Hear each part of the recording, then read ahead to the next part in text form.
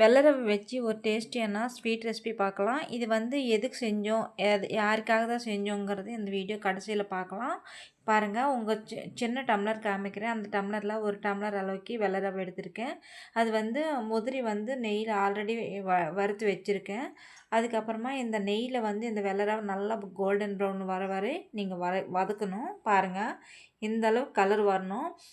இதில் வந்து 4 டம்ளர் அளவுக்கு மில்க் பால் ஊற்றிக்கோங்க. நீங்கள் நல்லா சூடான பால் ஊற்றுனீங்கன்னா சீக்கிரமாக குக் ஆகும். அதுக்கு வேண்டியது தனியாக நான் பால் வந்து காய்ச்சி வச்சுருக்கேன். அந்த பால் வந்து 4 டம்ளர் அளவுக்கு ஊற்றிருக்கேன். அதுக்கப்புறமா பாருங்கள், நல்லா மிக்ஸ் பண்ணிடணும். உருண்டை இல்லாமல் கட்டி உருண்டை எதுவுமே இருக்கக்கூடாது. நம்ம நார்மலாக கேசரி செய்யும்போது தண்ணி ஊற்றுவோம். ஆனால் இதுக்கும் அதுக்கும் வேரியேஷன் பார்த்தீங்கன்னா நீங்கள் கண்டிப்பாக ட்ரை பண்ணி பாருங்கள். ரொம்ப டேஸ்டியாகவும் இருக்கும். இது ஒரு ஸ்பெஷல் பர்சனுக்காக தான் இப்போ நம்ம ப்ரிப்பேர் பண்ண போகிறோம். எதுக்கு யாருக்காக தான் சொல்கிறேன். பாருங்கள், உருண்டை கட்டி எதுவுமே இருக்கக்கூடாது. இது வந்து நெய் வந்து கொஞ்சம் எக்ஸ்ட்ரா ஊற்றணும். ஏன்னா இது வந்து ஒரு ஸ்பெஷல் பிரசாதம் ரெசிபி. இன்றைக்கி சாமிக்கு தான் வைக்க போகிறேன். அதே முருகன் பெருமானுக்காக தான். இது வந்து நம்ம வீட்டில் சும்மா ஏதாவது ஸ்வீட் சாப்பிட்லாம் தோணும் போது செஞ்சுக்கலாம். அதே மாதிரி பிரசாதம் சாமிக்கு வைக்கிறதுக்கு செய்யலாம். கேசரி எப்படி செய்கிறோமோ அதே மாதிரி தான். ஆனால் இதோட டேஸ்ட் வந்து நல்லா டேஸ்டியாக இருக்கும். நல்லா மிக்ஸ் பண்ணிகிட்டே இருக்குங்க. ஏன்னா நெய் வந்து பிரிஞ்சு வந்துடும்.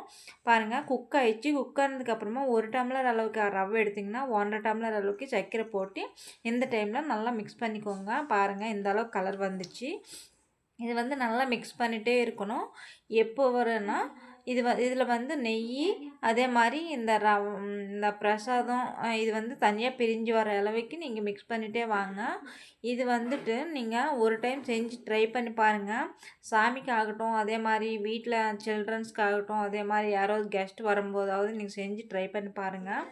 இன்னும் நம்ம சேனலில் இன்னும் நிறைய வீடியோஸு வந்துகிட்டே இருக்கும். பிடிச்சிருந்துச்சுன்னா ப்ளீஸ் மறக்காமல் லைக் பண்ணி, ஷேர் பண்ணி, சப்ஸ்கிரைப் பண்ணுங்கள். என்னோட ஸ்வீட் பிரசாதம் ரெசிபிஸ் ரெடி ஆயிடுச்சு. இந்த ரெசிபி நீங்களும் ட்ரை பண்ணி பாருங்கள். பிடிச்சிருந்துச்சுன்னா மறக்காமல் சப்ஸ்கிரைப் பண்ணிக்கோங்க. அடுத்தடுத்த வீடியோஸ்லாம் இன்னும் ஈஸியான ரெசிபிஸு நம்ம சேனலில் வந்து